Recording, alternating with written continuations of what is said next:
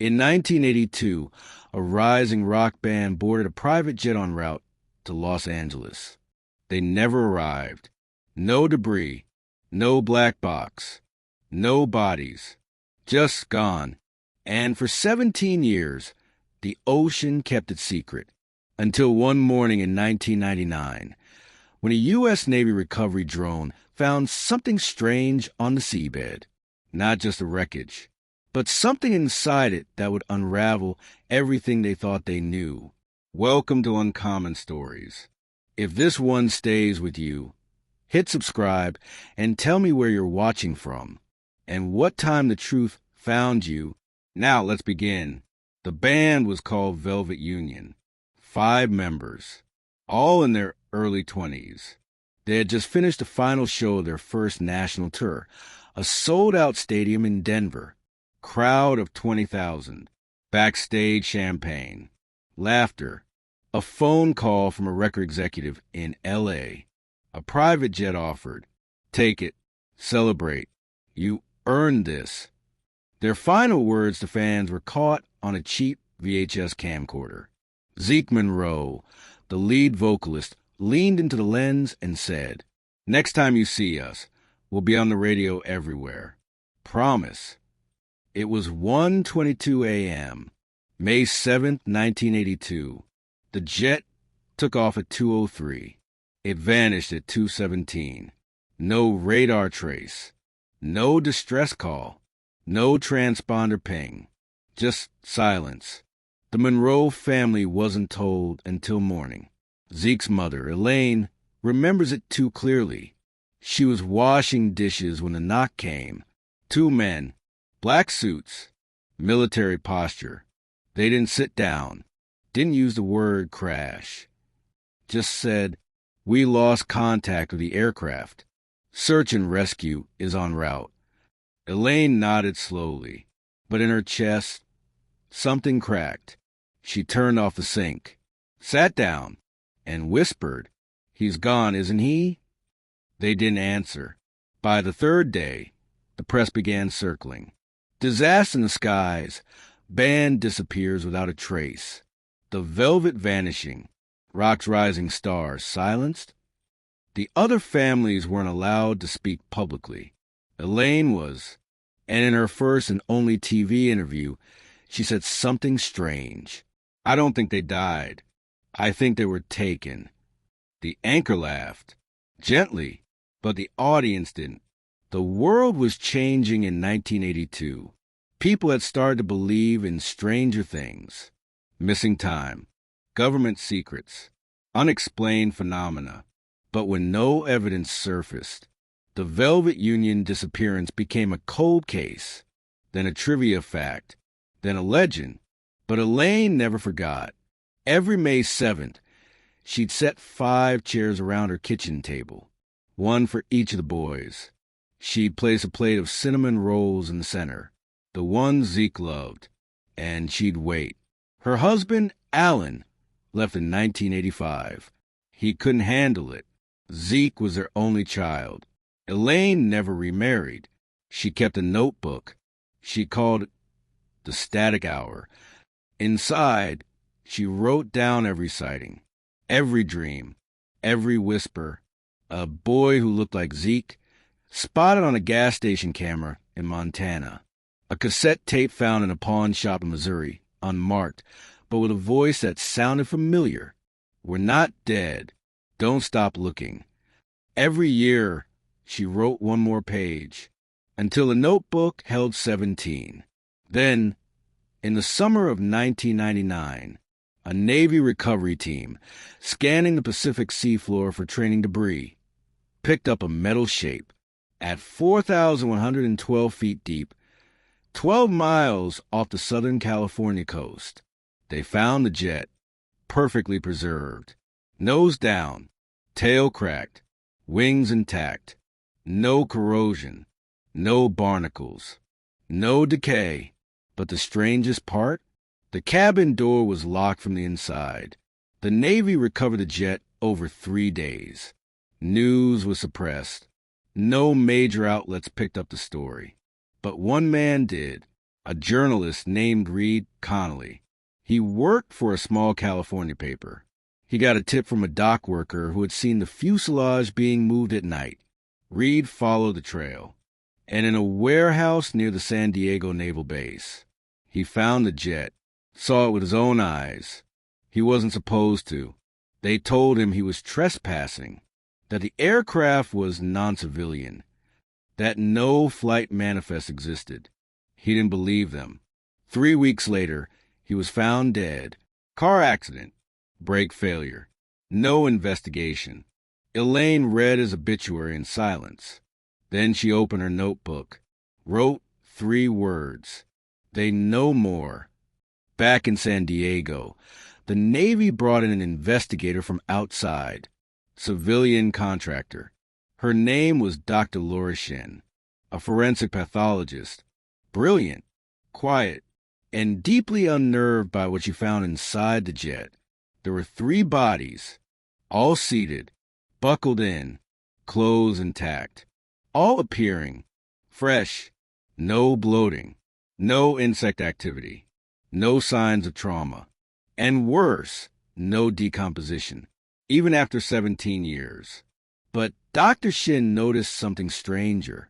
Each of them had bite marks, not human, not animal, like the skin had been grazed by something metallic. Just once, just enough. She ran toxicology, found traces of polonium, 210 in their systems. Lethal, but extremely rare. It doesn't occur naturally. This wasn't a crash. This was something else. Something deliberate. One by one, the bodies were tagged, bagged, labeled for transfer. But when Dr. Shin returned the next morning, they were gone. All 3. No records, no trace, just an empty hangar, and a single note on her desk. This flight never existed. Dr. Shin went on extended leave that same week, never returned to federal work. She now lives off-grid in New Mexico, won't answer phone calls. But in 2022, she sent Elaine a letter. Inside, a small cassette tape and a short sentence. You were right not to stop looking. Elaine stared at the envelope for hours. Then she put on her coat, walked to the local library, found an old cassette player, and pressed play. Zeke's voice crackled, tired, but alive. I don't know where we are. We went up, but we never came down. Don't trust anyone. They watched through the metal. Then silence. Elaine clutched the headphones to her ears and sobbed. The librarian asked if she was okay. She said, I just heard my son. After 17 years. She didn't go home that night. She sat in the parking lot until sunrise, listening to the tape again and again, hearing the fear, the desperation, the truth. Zeke had survived, but not for long. And if the Navy had found the plane, what else had they found? And more importantly, what had they hidden? Elaine Monroe sat at the kitchen table with the cassette in her hands. The sun had risen, but it didn't feel like morning. The house smelled like dust and coffee and something older, a silence that had lived too long between the walls. Zeke's voice still echoed in her chest. We're not dead. Don't stop looking. She hadn't. For 17 years, she had kept his room clean, his guitar on the stand, his tour jacket still hanging behind the door, untouched. The first time she heard his voice on the tape, she nearly collapsed. The second time, she started writing down every word. The third time, she called a name she hadn't said in years. Mason Reed. He was Zeke's old manager, former military, turned music producer. He had booked the tour. He had arranged the private jet. And in the weeks after the crash, he had vanished. But Elaine still had the number, and that number still worked. He answered with a raspy breath. I knew you'd call.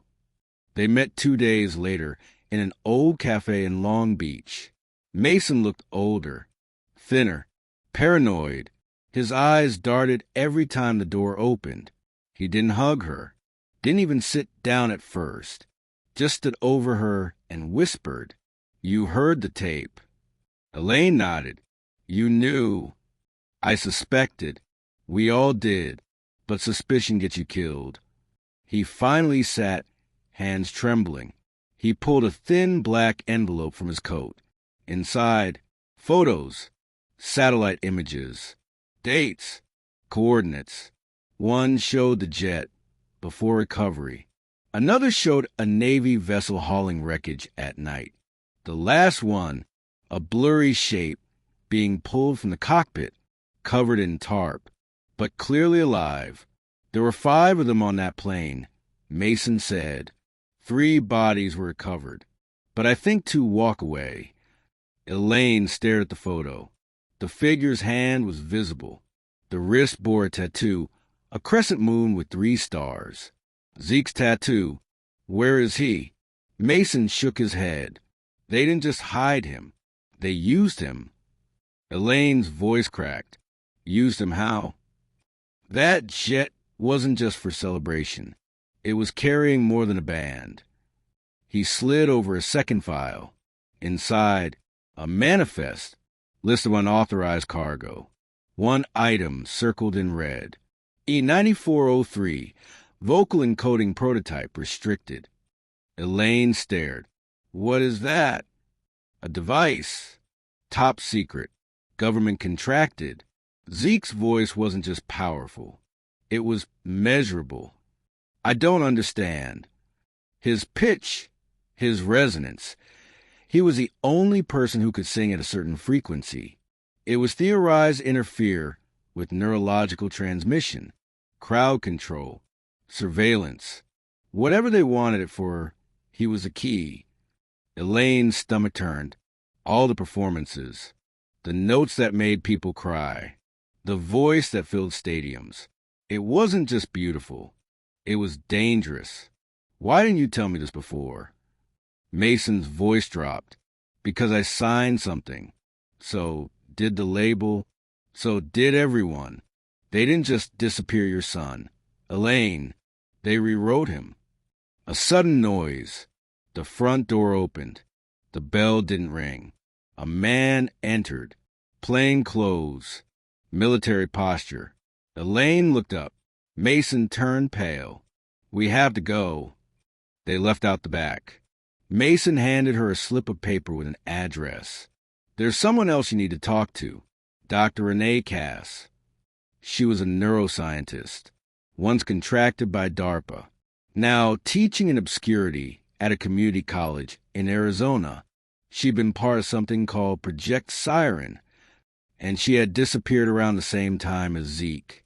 Elaine drove through the night. Didn't stop. Her hands trembled on the wheel.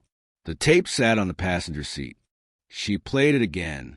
Zeke's voice distorted now. They're not letting us talk. We're inside something. It's not a plane anymore. She stopped the tape, pulled over, and screamed into the steering wheel until her voice cracked. She reached Arizona by sunrise, found Dr. Cass in a small brick building on a dusty hilltop. Her eyes were sharp, her smile non-existent. She looked at Elaine like she already knew her. You brought the tape? Elaine nodded. And the photo? Another nod. Dr. Cass closed the door, locked it, pulled down the blinds. Then she sat, and for the first time, she told Elaine the truth. Zeke Monroe was not just a singer. He was a sonic anomaly. Project Siren was an experiment to study sound as a manipulative tool. Not music, not lyrics, frequency. And Zeke could hit a note no one else could. She pulled up an old computer file. Audio waves, charts, spikes. This frequency, she said, pointing to a jagged peak, induced hallucinations. In rats, in people, even in machines. What kind of machines? Elaine asked. Flight computers, radar systems, engines. Elaine went pale. You think Zeke brought down the plane, not consciously, but the prototype on board was amplifying his voice. A rehearsal, a warm-up, anything could have triggered it. That's why there was no crash, no signal, no trace. The jet didn't fall out of the sky. It was silenced. Silenced. That word hung in the air like smoke. Dr. Cass continued. The Navy covered it up, but when they found the jet again, they tried to replicate the anomaly. That's why the bodies were fresh. They weren't dead. They were paused. Elaine blinked. What? The frequency puts the brain into a preservation state. Slows blood. Slows decay. A form of stasis. Your son wasn't just alive. He was being stored. Elaine stood up. Where is he now? Dr. Cass didn't answer. Just walked to the window. Outside, 2 black SUVs pulled into the parking lot. Elaine's heart dropped. Dr. Cass turned. Take the back exit. Drive east. There's a cabin. Someone waiting for you. Who? A man who knew Zeke, who saw him after 1982. Elaine clutched the tape. His name? Dr. Cass hesitated, then whispered, Ryder. Elaine froze. Ryder was the drummer, officially declared dead in 1982. She didn't ask more, didn't cry, just ran, out the back, into the desert, the tape in one hand, Zeke's voice in the other, and behind her, inside the building, the lights went dark, the computers died. Dr. Cass sat perfectly still and whispered, I remember you, Zeke. Elaine didn't ask questions. She just ran, out of Dr. Cass's building, into the Arizona heat, to a name she hadn't spoken in almost 2 decades. Ryder Vale. He was a drummer, quiet, precise, the youngest in the band, just 19 when they vanished. The public was told his body had been lost in the ocean, but Dr. Cass had said it plainly. He saw Zeke after 1982. Elaine didn't have time to question how that could be true. She just drove. The address Cass gave her was scribbled on a napkin. Highway 11, mile marker 122. Turn at the weathered sign. Second gate. No lights. She followed it exactly. The sun was dropping fast now. The mountains looked like shadows crouched on the edge of memory. Her hands clenched the wheel like it might vanish if she blinked. She reached the second gate just after 9 p.m. Rusty, unmarked, chained but not locked. She pushed it open and followed a dirt road until it ended. No house, just a trailer. Aluminum, silent, still. She parked the car and stepped out. The desert wind whistled around her ankles, dry, like a breath the earth hadn't exhaled yet. She walked slowly to the trailer, knocked twice. No answer. Then a sound, not from the door, from behind her. A voice, gravelly, unmistakable. Elaine Monroe? She turned. There he was, Ryder, alive. He looked nothing like the kid from the posters. Beard unkempt, eyes sunk, left hand trembling slightly, like it remembered drumming even when he didn't. He didn't move toward her, just stared, like he'd been expecting her for years. Elaine's throat caught. I thought you were dead. He nodded. I was. They went inside. No small talk. The trailer was dim. Bookshelves lined with tapes. Not music, recordings. Labeled in neat handwriting. Z, May 1982. Z, voice distortion. Z, third transmission. And one with no label at all. He offered her tea. She declined. They sat across from one another. You saw him? She asked. He nodded. Not in a dream. Not a vision. I mean, really saw him. Ryder's voice cracked for the first time. He walked into my motel room in 1989. No warning. Just stood there, soaked, pale, like he had crawled out of the ocean. Elaine gasped. He spoke? Not at first.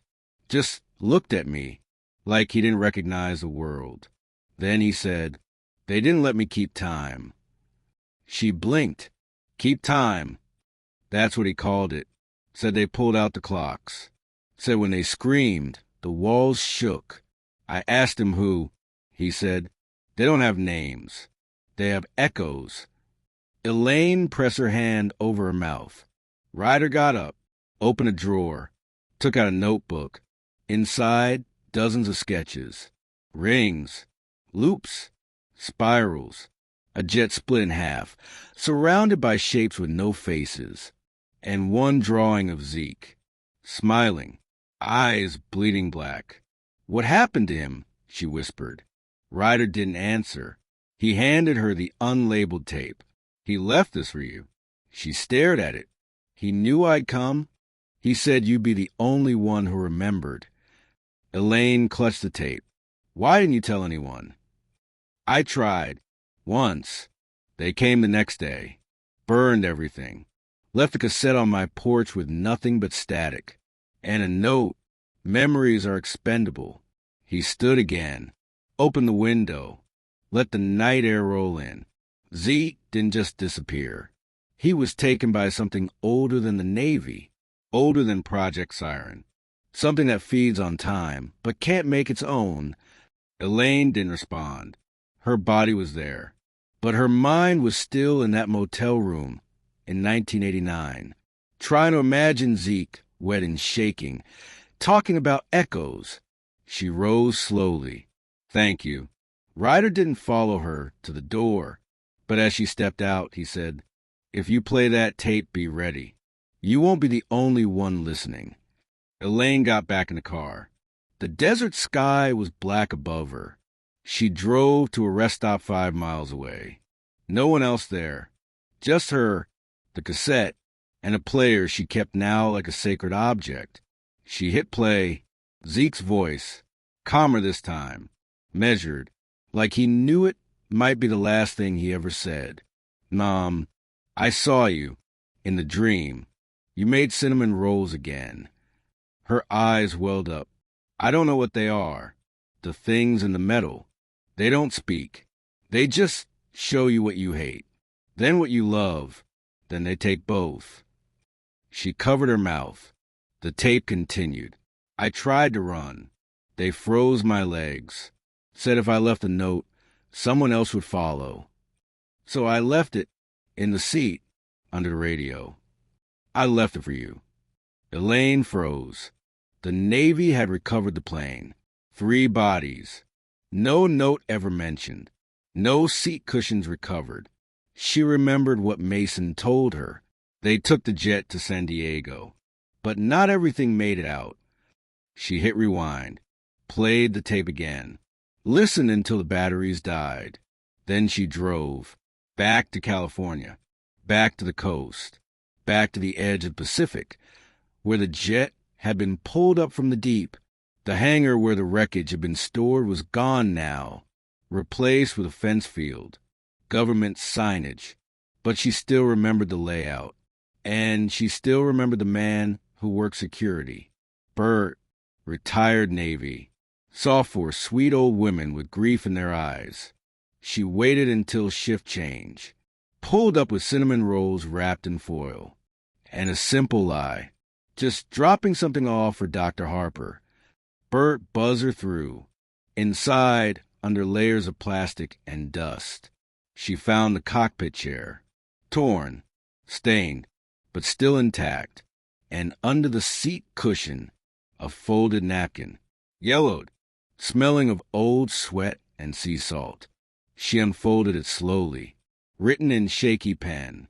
"Still here, still singing, still me, Z."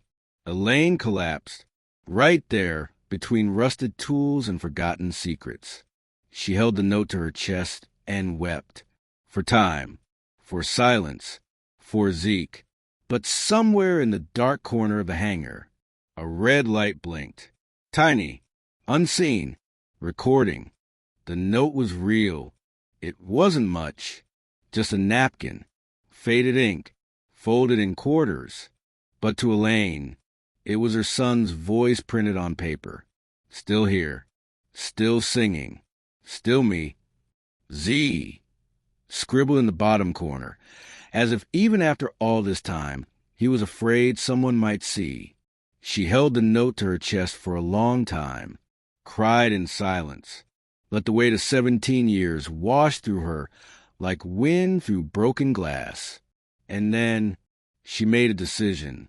She stood, walked out of the hangar, got in her car, and drove to a public library. Inside, she didn't ask for help. She walked straight to the photocopier, scanned the note, printed 3 copies, then mailed them, one to herself, one to Mason Reed, and one to the only journalist left who had ever believed her, Delaney Parks. Delaney ran a forgotten column in a San Jose paper called The Vanishing Hour. It had 400 subscribers, no ad budget, no investors, just stories that no one else would touch. Delaney was young, too young to remember the band in real time, but old enough to know a cover-up when she saw one. She received a copy of the note on a Monday. By Thursday, she had published an article, The Zeke Letter, what the Navy never said about Velvet Union's final flight. The article went unnoticed for 48 hours. Then it exploded. Reddit threads, YouTube deep dives, late-night radio. Conspiracists and superfans collided. Everyone had a theory. Time travel, government mind control, an alien frequency experiment gone wrong. The term siren tech trended worldwide. Elaine didn't say a word. She just waited, watched, listened. She knew it wouldn't take long. And she was right. The first car showed up at 2:17 a.m. Same time the plane vanished. Unmarked. Black. No plates. She watched from her upstairs window as 2 men got out. Suits. Earpieces. Flashlights. They didn't knock. They went straight to her mailbox. Took the envelope from Delaney. Left without a word. The next day, her phone rang. A blocked number. She answered. Elaine Monroe? Who is this?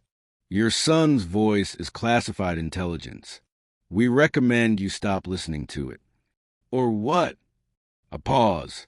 Or you'll forget he ever existed. She hung up. Didn't say a word. Didn't call anyone. She just opened her notebook. Page 18. They called. They know. But so do I. She didn't leave her house for 2 days. Didn't eat. Didn't sleep. She sat on the living room floor, surrounded by Zeke's note, Mason's folder, Ryder's tape, the article printout, and her old cassette player, which now only whispered static. But on the 3rd day, something changed. At 3 a.m., her radio turned on by itself. No music, just a frequency. Low, undulating. Not quite a voice. Not quite static. Then a note, C sharp, Zeke's favorite tuning key. Then a rhythm, a drum pattern. Simple, precise, Ryder's pattern. Then a full chord, Velvet Union's unreleased song. Starlight Teeth. Elaine collapsed to her knees. Someone was broadcasting it. Somewhere. She called Mason. No answer. She tried Ryder. His phone rang once, then static. She turned to Delaney's article. Scrolled to the comments. The most recent post read, They still play in the dark. Siren 109. She replied instantly. Where? No answer. 5 minutes passed. Then one word appeared. The echo chamber. Elaine froze. She knew that name. It was a sound testing lab north of Los Angeles. Built in 1964. Decommissioned in the 80s. Designed for testing sonic interference in vacuum conditions. Now supposedly abandoned. She drove. No hesitation. No goodbye. The cassette player in her passenger seat clicked on as she pulled out of the driveway. The static whispered, "They don't forget. They wait." The drive was 4 hours. No cars on the road. She passed 5 deer, 1 black coyote, and a dead bird that had begun to rot. When she reached the compound, the gates were open, as if someone had been expecting her. Inside, the facility was empty. Concrete halls, peeling paint, broken glass. But the air was cold, too cold, and somewhere deep inside, music, soft, familiar. She followed it, through corridors, downstairs, through an unmarked door. The chamber was vast, circular, domed. A single microphone stood in the center, and beside it, a man, face in shadow, jacket zipped to his neck, hair long, matted. He turned. Elaine dropped the flashlight. It clattered against the floor. "Zeke!" He stepped forward. Slow, uneven. He didn't speak, just looked at her, eyes full of memory. Then he raised his hand, held up a cassette tape. "They said I couldn't leave," he whispered, "but I never stopped singing." Elaine ran to him, held him like she did when he was small, fingers in his hair, shaking, sobbing. "They told me you were gone. They erased the part of me that knew how to leave, but the music stayed. That's how I remembered you." The speakers in the chamber turned on. A voice echoed from nowhere. "Subject has breached protocol. Prepare for containment." Zeke pushed the tape into her hand. "Get this to Delaney. Come with me. They'll follow you, not me. They can't see you yet." "What does that mean?" "You still remember." She kissed his forehead. He stepped back. The lights in the chamber dimmed. Zeke turned toward the microphone and sang. Just once. A single note. High, pure, shattering. The power died. The building trembled, and Elaine ran. She didn't stop. Not until she reached the car. Not until she crossed the freeway. Not until she was 20 miles away and sure no one was behind her. The tape sat in her lap, labeled in blue pen, "Song for Silence," and underneath that, 3 letters, VUZ, Velvet Union. Zeke.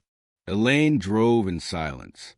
The tape sat in her lap, labeled in her son's handwriting, shaky, slanted, unmistakably his. Song for Silence. She didn't know what it was, didn't know what it meant, only that Zeke had pushed it into her hands with a voice that trembled, but a gaze that didn't flinch. "Get this to Delaney," he'd said. And so she drove. The roads blurred.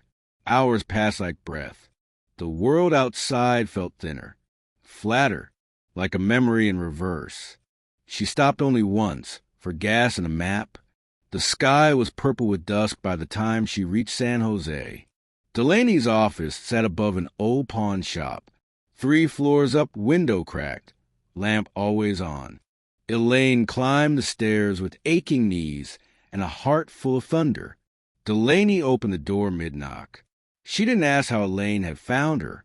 She just stepped aside and whispered, "You have it, don't you?"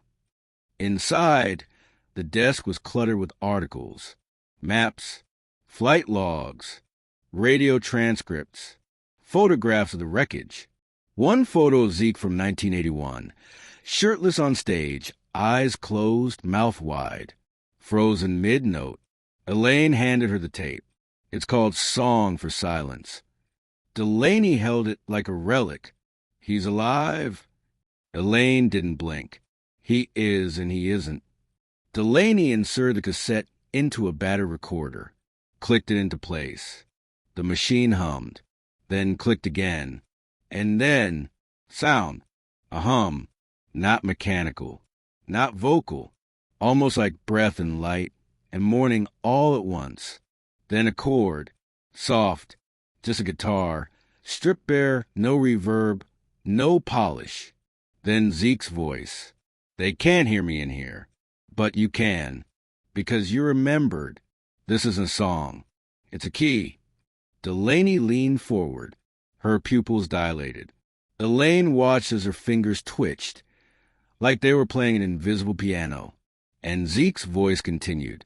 You thought you lost us, but we were never missing, just misplaced, like songs that fall out of order on a playlist too long to loop.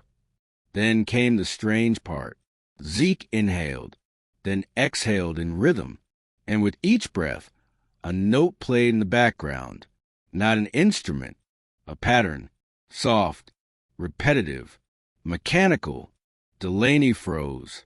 Do you hear that? Elaine nodded. It's not music, Delaney whispered. It's code. She pulled a notepad from her desk and scribbled quickly. Lines, dashes, arrows. Her hands moved faster than her mind. Elaine watched. The hum deepened. The tape hissed. And a second voice entered. Faint, distant, not Zeke, not even human. A vibration more than a voice. A presence woven into sound. Elaine's teeth ached. Delaney winced and grabbed her temples. He embedded them, she gasped. In the recording. They're inside it. Elaine pulled the tape from the machine. The room went still. Delaney's breathing slowed. Her hands stopped shaking. What did he do? Elaine asked. Delaney looked at the window. He didn't just survive. He carried them back with him. Elaine staggered into a chair. The tape sat on the desk, silent now, but the silence felt alive, like it was watching them. Delaney stood, moved to a whiteboard, wrote one word, resonance, then drew a spiral underneath it. Zeke's voice, the one they studied, it doesn't just make sound. It holds sound, layers it, stores it, like a cassette that never stops recording. You mean he's become a living transmitter? Elaine didn't respond. She knew it, felt it the moment she hugged him in the chamber, the static in his bones, the way his voice seemed to move around her instead of through her. Delaney opened her laptop, searched a database of pirate radio frequencies. She found it in seconds. 89.1 FM, broadcasting a loop of the same four chords. No call letters. No origin trace. She turned the dial on a small radio beside her. The sound poured in. Clear. Zeke. Elaine's hand trembled. He's reaching out. Delaney nodded. He's trying to wake something up. Or shut something down. And whatever it is, they don't want us to hear it. Elaine grabbed the tape. Then we have to make sure the world does. That night, Delaney uploaded the tape to her website, then to 6 mirror sites, then to the dark web. It spread faster than wildfire, shared in encrypted chat rooms, burned onto CDRS, uploaded to shortwave radio. The legend of Song for Silence was born. The government responded instantly. Not with press conferences, not with arrests, but with disappearances. Accounts vanished. Servers were seized. Delaney's office was raided. Elaine's mailbox was smashed open. Ryder's trailer burned to ground. But the song had already escaped. It played through hacked airport terminals, echoed from taxi dispatch radios, showed up in the background of popular YouTubers' videos. Even when no one put it there, the same four chords, the same breath, the same voice. Then came the strangest day of all. June 3rd, 1999, 8:12 a.m., live on national television. During a morning broadcast in St. Paul, Minnesota, the feed cut for 3 seconds. And in those 3 seconds, the face of a man appeared, worn, wet, eyes glowing faint red. He said only one thing, "Still me," and vanished. The station claimed it was a hack, a stunt, but people recognized the face. Zeke Monroe, 17 years older, 17 years lost. Back, if only for a breath. Elaine watched from her couch. Didn't speak. Didn't move. Just pressed her hand to her chest and whispered, "You found your way home." But back in the Nevada desert, in a bunker below the ground, a door opened and a man stepped out. Suit pressed, clipboard in hand. He turned to the room of soldiers and said, "The broadcast phase has begun. Initiate containment." Across the wall, a screen blinked. Dozens of faces. Zeke, Ryder, Elaine, Delaney, and one more just added, "You, watching this now, listening, remembering, because once you hear it, you're part of it, and part of you might not come back." By June 4th, the voice had spread, not Zeke's words, but his presence, whispers embedded in old playlists, random static between sports broadcasts, kids humming a tune they swore they'd never heard before. Something was waking up, and something else was trying to silence it. Elaine stayed in a motel off Highway 99, room 7. She kept the cassette in her coat pocket now, like a holy relic, not because she needed to listen again, but because if she didn't keep it close, she was afraid it might vanish. Delaney had gone underground. Her office was stripped, her laptop fried from the inside, melted RAM, ruptured battery. Her only backup, an analog copy of the song for Silence, stored on a 20-year-old dictaphone buried in a locked box beneath her father's tool shed.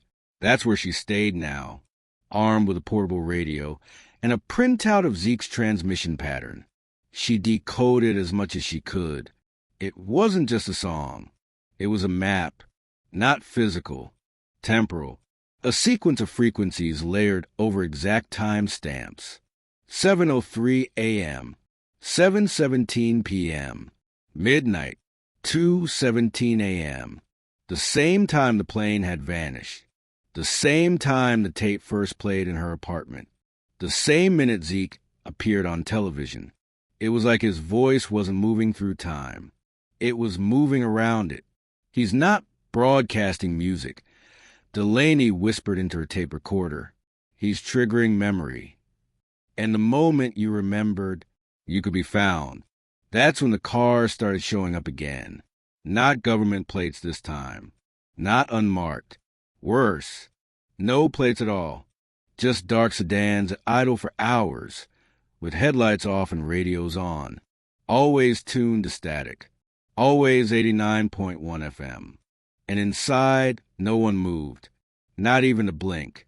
Elaine saw the first one outside her motel on a Tuesday morning. She'd gone outside for air. Heard the engine purring. The car didn't move, but the radio inside played her son's voice. Soft, looped, "I'm still singing." She backed up, felt the cassette in her coat, and for a moment, the car door clicked open, then closed. By itself. She ran. Delaney went dark that same day. Her final message was scrawled on a Post-it taped to her landline phone. "If they find me, they'll unwrite me. If I disappear, tell Zeke I still hear him." The Post-it was mailed to Elaine the next morning. No return address, just folded once. And inside the envelope, a photograph, black and white, grainy, a group of 5 figures standing near a hangar door. Zeke, Ryder, the others, the full band. But they looked older, not like they had been preserved, like they had been aged somewhere no time belonged. Their faces weren't scared. They were hollow. Their eyes, all 5, stared directly into the lens. And in the center of the image, scribbled in red pen, "We never stopped playing. They just muted the world." Elaine stared at the photo for a long time.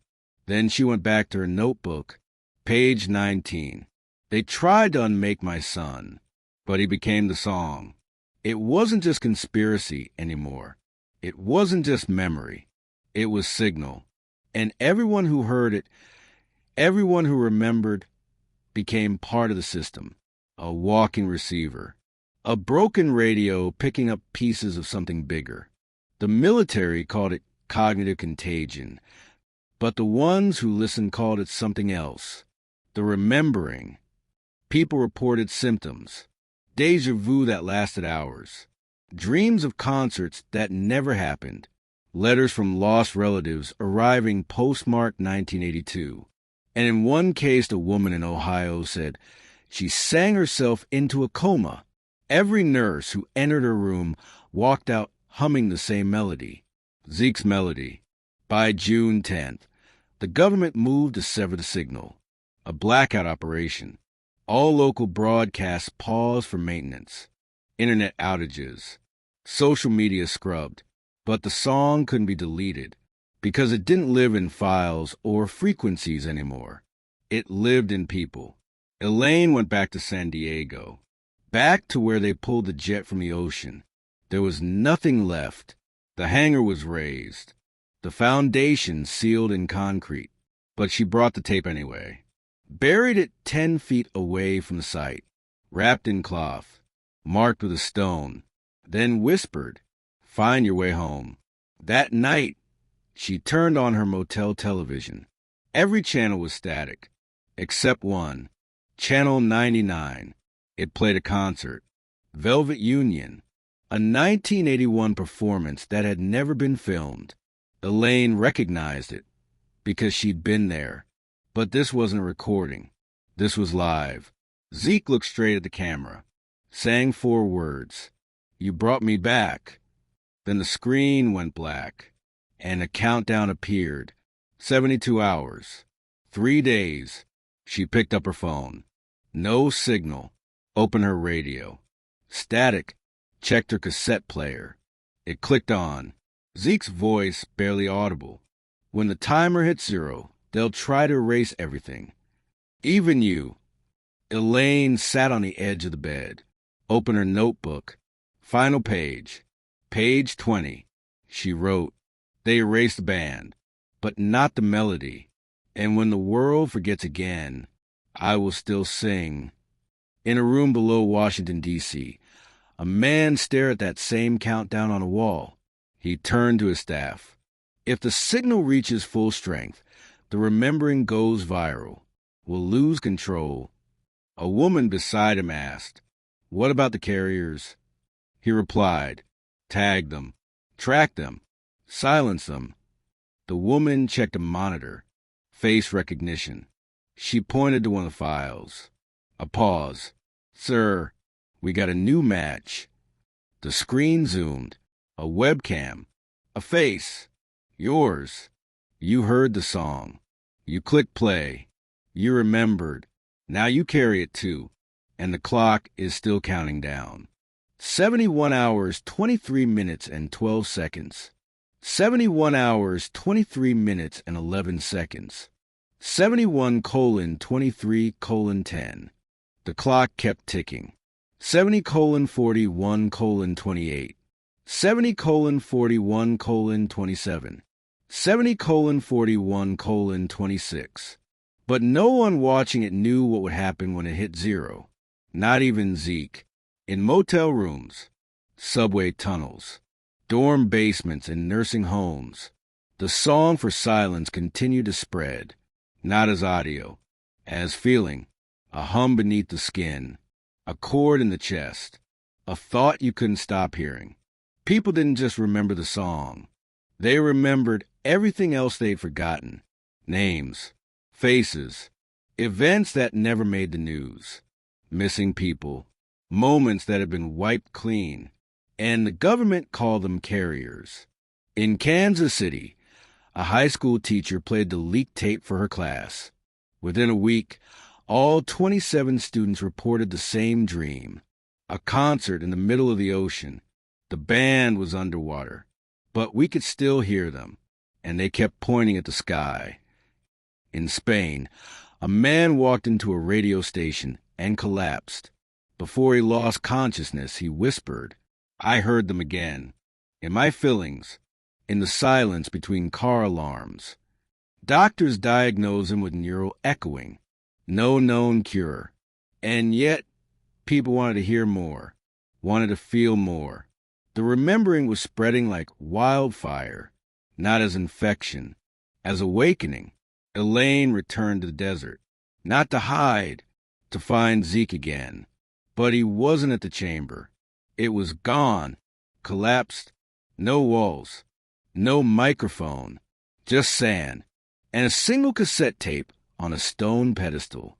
No label, just a spiral carved into the plastic. She picked it up, trembled, because the moment she touched it, she remembered something that never happened. Zeke at age 10, in a hospital room, hooked to wires, singing into a recorder, surrounded by men in coats, nodding like they had found what they needed. It hadn't been his talent that got him discovered. It had been his frequency.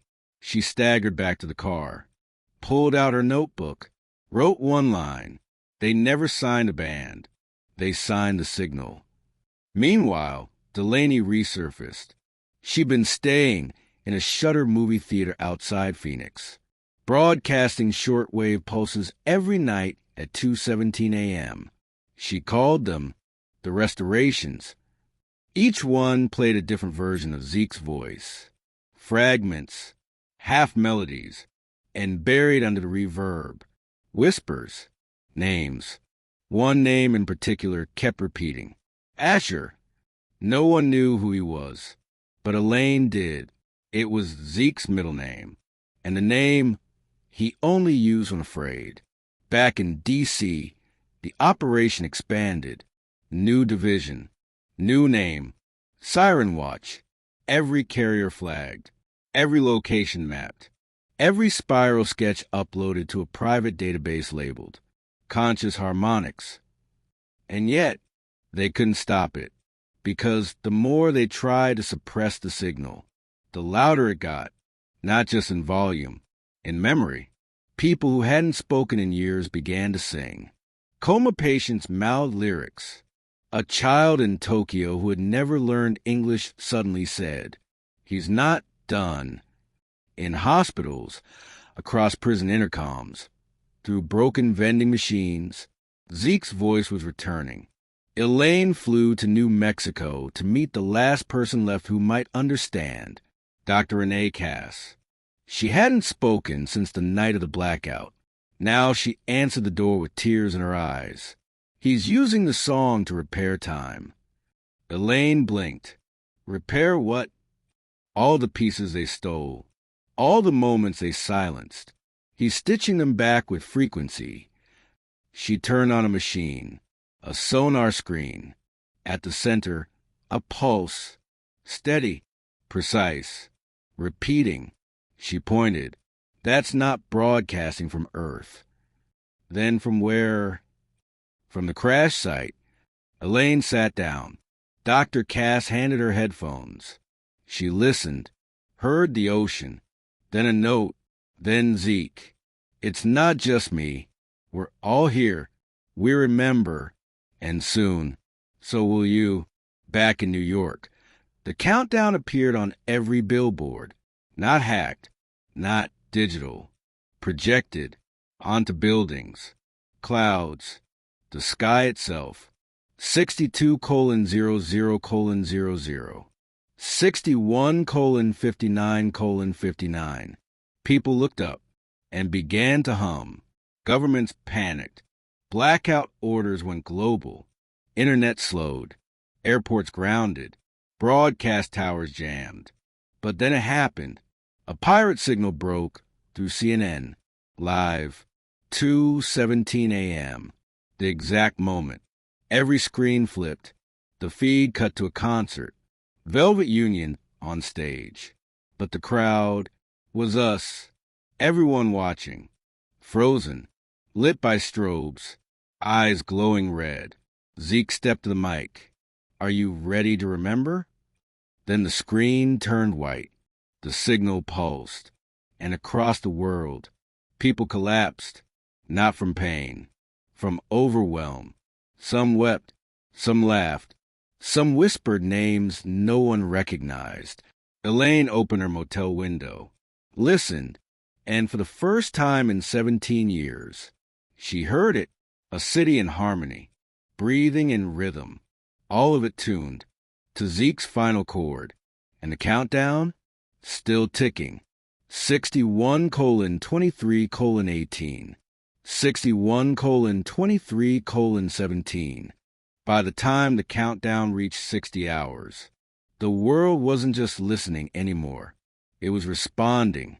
In cities across the globe, people stood still at 2:17 a.m. No signal, no alarm, just a feeling, like breath held too long, like the second before thunder, like something ancient returning. And then a sound, a low, rising hum, different in every place, but always tuned to the same key. C-sharp, Zeke's key. Elaine sat on the motel floor, cassette in one hand, radio in the other. The white noise was gone now.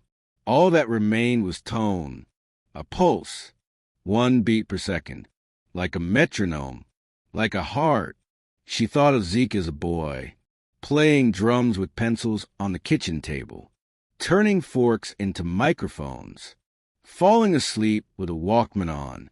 She had thought it was music that moved through him, but maybe it was something else, something that needed a body to carry it, something that had waited years to be heard again. Delaney returned on day 4 of the blackout, unshaven, exhausted, but smiling. "They can't block it anymore," she whispered. "It's in the air, not just in the towers. The sound, it's echoing through the atoms." She played a message Zeke had left on a voicemail server. No one had his number. He didn't use a phone. But somehow, it was his voice. The crash was never the end. It was the opening chord. And the next verse begins when everyone remembers what was taken. Elaine's hands trembled. What did they take?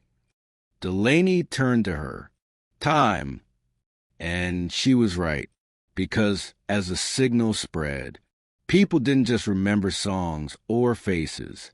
They remembered entire timelines they had never lived, cities that were never built, lovers who never met, wars that never happened, whole versions of history, stitched into memory like forgotten verses, in a song no one had finished writing.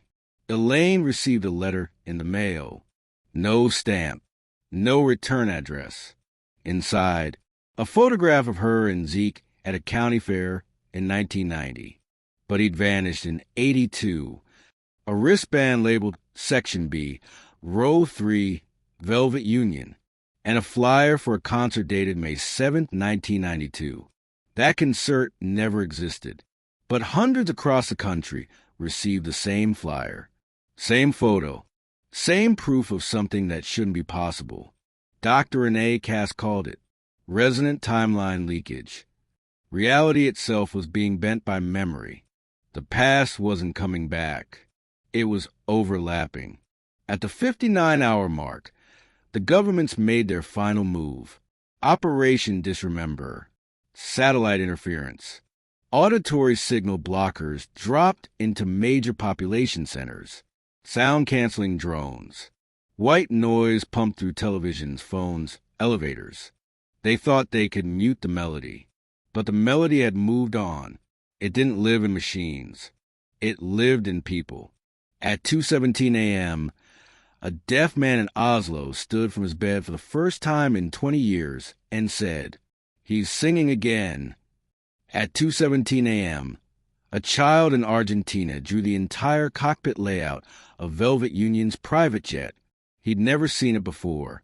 At 2:17 a.m., Ryder Vale, the drummer, walked out of the desert, half-starved, sunburned, alive, whispering one phrase. The crash wasn't a fall. It was a door. Elaine met him the next day. His hair was white now. His hands shook, but his voice was calm. Zeke's almost ready. For what?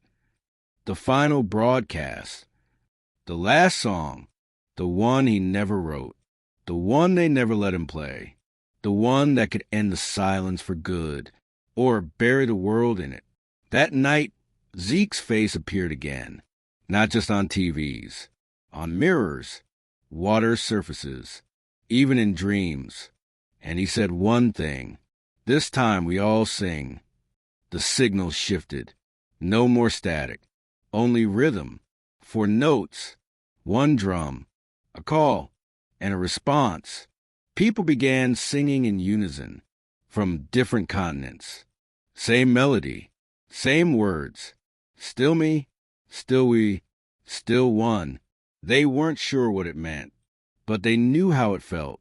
Elaine returned to the crash site, now just a fence field, but she knew where to go. She followed the pulse in her chest, found the stone, dug beneath it. The final tape was there, unlabeled, warm to the touch. She played it, Zeke's voice soft, worn, tired. If you're hearing this, we made it, but not all of us got to stay. Some of us are echoes now.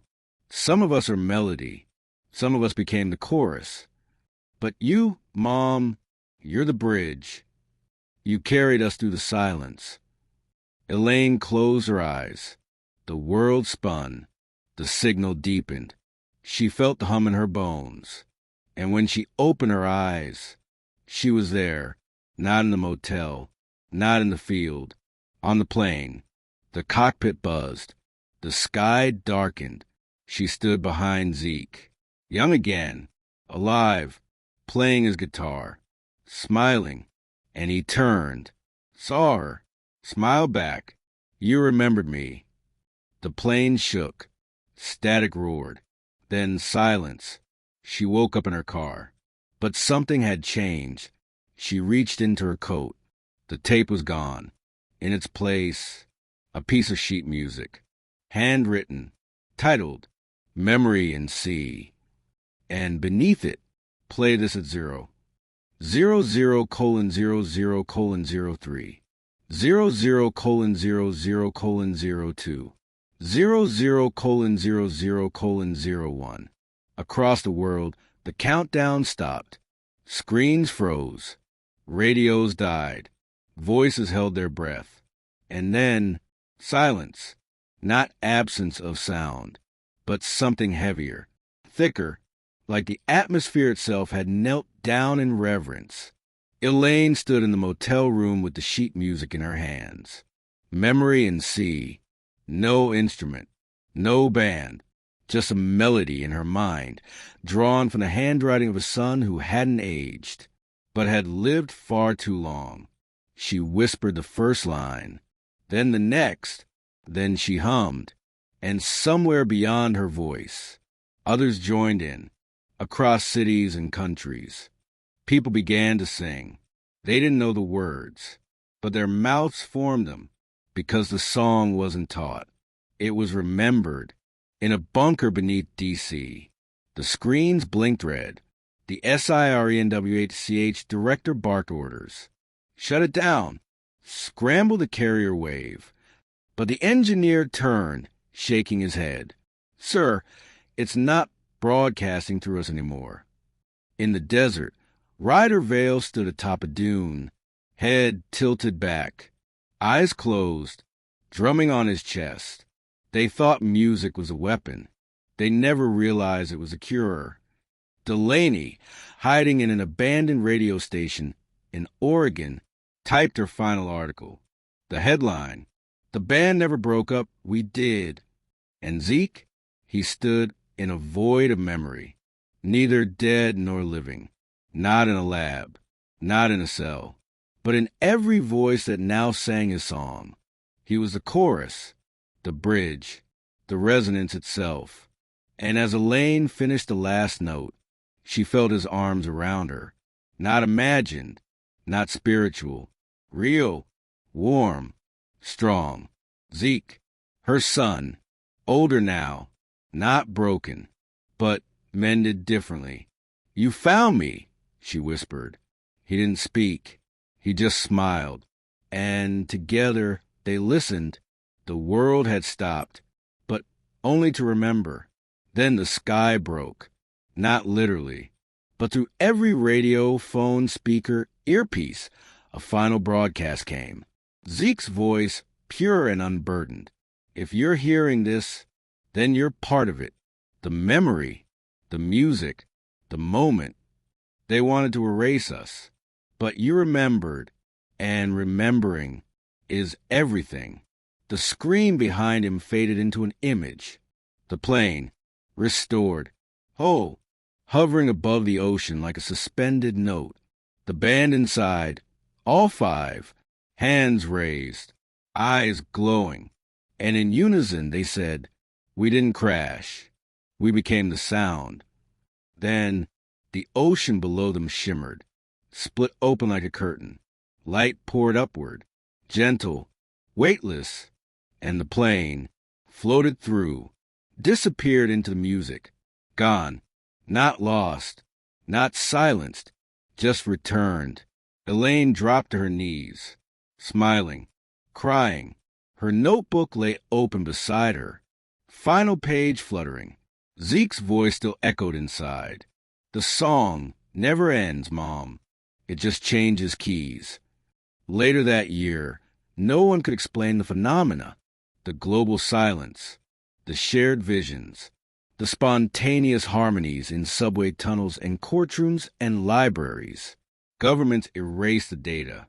Scientists blamed solar flares. Skeptics shrugged. But the world had changed. And some things stayed changed. In a small cafe in Tokyo, a young boy strummed a melody no one taught him. In Brazil, a woman woke from a coma and whispered, "Play the bridge again." And on a train in Pennsylvania, a child drew spirals in the condensation on the window, then sang a single note in perfect pitch. C sharp. The band was never found again.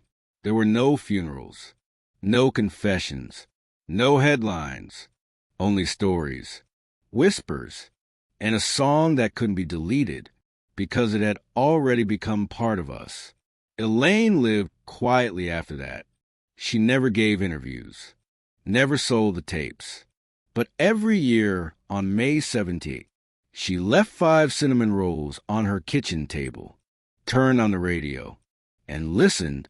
And one year, as the sun broke through the window, she heard it, Zeke's voice, soft, clear, right behind her.